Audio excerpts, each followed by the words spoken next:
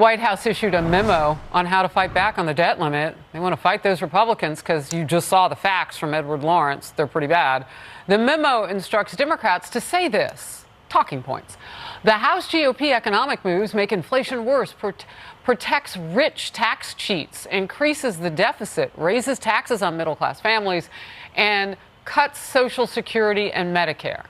Republican Senator John Kennedy of Louisiana, member of the Judiciary, Budget, and Appropriations Committees. Great to have you in focus. First time I've seen you. Happy New Year. All right, let's get started with what is myth and what is factual in what we're seeing coming out of the White House on this. 2 points.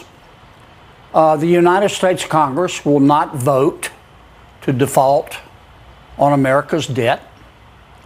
In the past 25 years, our Congress has had 12 opportunities to vote to default. Congress has never done that. It never will, nor should it. So everyone should take their meds and chill. Point 2. There are 3 things that most fair-minded Americans agree on. Number 1, there's something very wrong in our country. 70% of the American people think our country is headed in the wrong direction. And the 30% who disagree must still be living in their parents' basement. Number 2, the federal government spends too much, particularly the last 2 years, and has too much debt. And if we don't stop it, we're going to end up in a deep recession. And Google may have to lay off up to 25 members of Congress. That's how bad it'll be. Number 3, the American people do not believe that the federal government should default on its debt. Now, the 3 things I just described are the things that House Republicans agree with. Some people, including the White House, are trying to demonize the House Republicans. But they're not saying to the president, Mr. President, we can't wait to default. They're saying to the president, Mr. President, we don't want to default. We're not going to default on America's debt. But we want you to work with us to control spending and debt so we don't find ourselves in this position again. Senator, just real quickly, because I want to move on to the next thing, but I want to ask you this real quickly.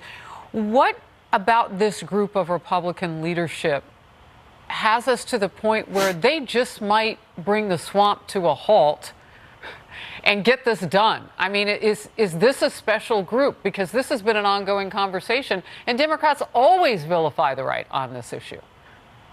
Sure, that's not going to happen. And if you don't want it to happen, if you're President Biden and you don't want that to happen, you're going to negotiate. But what's been the White House's position, Harris? Apparently, President Biden's position is, I don't care because I don't think I have to. And they won't even meet with the House Republicans. I mean, how very mature. Apparently, the people at the White House are not like most teenagers. They're all over 40. Now, we have time.